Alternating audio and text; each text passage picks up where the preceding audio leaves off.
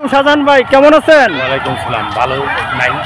হ্যাঁ বলেন। কষ্টের ভিতর আছি, মানবতা জীবনযাপন করতেছি। জি, কারণ ওই আমি যে বিয়ে করছিলাম সে হয়তো আমাকে ছেড়ে চলে গেছে। যাক, ইতিপূর্বে যা হয়েছে না হয়েছে, অনেক কিছু নিয়েছে বা না নিয়েছে বা যাই কিছু সে করেছে, তারপরে চাইছিলাম যে আমার জীবনটাকে স্বাভাবিকভাবে ফিরিয়ে নেয়। না আপনার স্ত্রী তো বললো যে সে 5 লাখ টাকা নিয়ে গেছে, এটা তো বানাওট নাকি এটা সত্যি কথা? আমি এখন সেই টাকা সম্বন্ধে কোনো কথা বলতে আসছি না, এবং সেটা যা নিয়ে গেছে তো নিয়েই গেছে। এখন সেটা মামলা করেছি, কোর্টে মামলা। কিন্তু এখন বর্তমান যে সিচুয়েশনের মানুষের সাথে আমি মুখ দেখাতে পারি না, এবং অনেকেই দেখলে আমাকে দেখলে মানে অন্য ধরনের কমেন্টস করে, বিভিন্ন ধরনের কমেন্টস করে, যেটা নাকি আমার সহ্য হচ্ছে না, এবং নিজেকেও মানাইতে পারতেছি না, রাস্তাঘাটে বের হতে পারতেছি না। তো আমি লাস্ট ডিসিশন হলো আমার আত্মহত্যা ছাড়া কোনো উপায় না না, এটা আপনি কখনো করেন না। যেভাবে শাহজাহান ভাই শুনেন, যেইভাবে ভালো হয় না, ভালো তো হচ্ছে না, সেভাবেই করেন। সময় দিয়েছি, আমি ওকে বলছি, আমি কয়েকদিন যাবৎ ফোন করে ওকে বলছি, এবং আজকেও ফোন করে ওকে বলছি যে তুমি কি বলো, দেখো যা কিছু বলছো না বলছো, হ্যাঁ সেটা তুমি আসো আমার সাথে এসে কথা বলো, তুমি উকিলের মাধ্যমে কথা বলো বা কোর্টে কথা বলো আমার সাথে, বইলে একটা ফয়সালা করে নাও।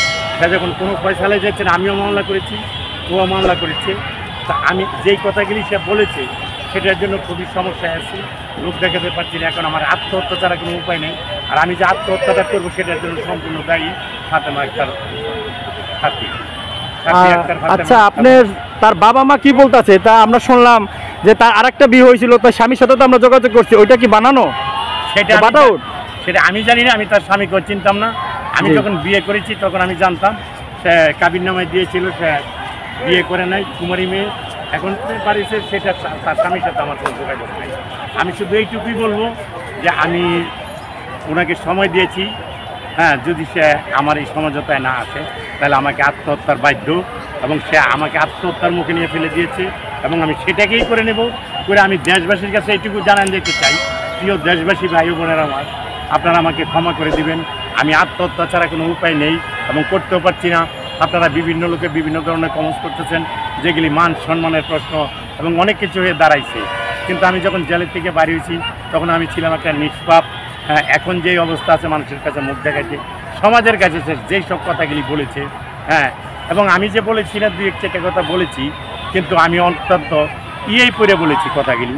যখন আমার দেখতেছি যে কোনো নিরুপায়, তখন আমি সত্য কথাগুলি বলতে বাধ্য হয়েছি। আমি আর সেগুলিতে যাই না বা কথা বলার দরকার নেই। শুধু এইটুকু বলবো, হ্যাঁ তাকে আমি অনেকবার প্রমিস দিয়েছি যে তুমি আপোষে হও, যেমনি হোক মামলাগুলি তুমি উঠাই নাও, এবং আমারটা আমি উঠাই নেই। কিন্তু সে যখন সেটা শুনে নাই, তাহলে আমার এখন আত্মহত্যা ছাড়া আর কোনো উপায় নেই, কারণ সমাজে মুখ দেখাইতে পারি না। এখন আমি সব লাস্ট ডিসিশন আমাকে আত্মহত্যা করা।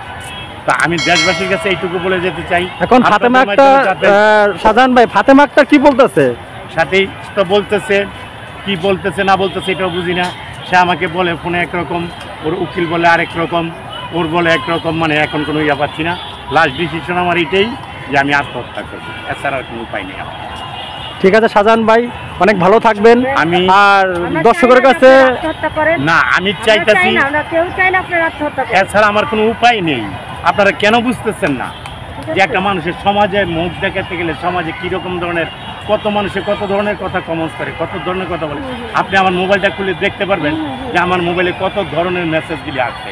আমিও তো একটা মানুষ, আমিও তো বাঁচতে চাই। হ্যাঁ হ্যাঁ, আমিও তো একটা মানুষ, অবশ্যই আছে, আমার বাঁচার মতো অধিকার আছে না আমার? জি অবশ্যই আছে। সেই অধিকারটাকে আমি কেন আজকে চলে যাচ্ছি দুনিয়ার থেকে?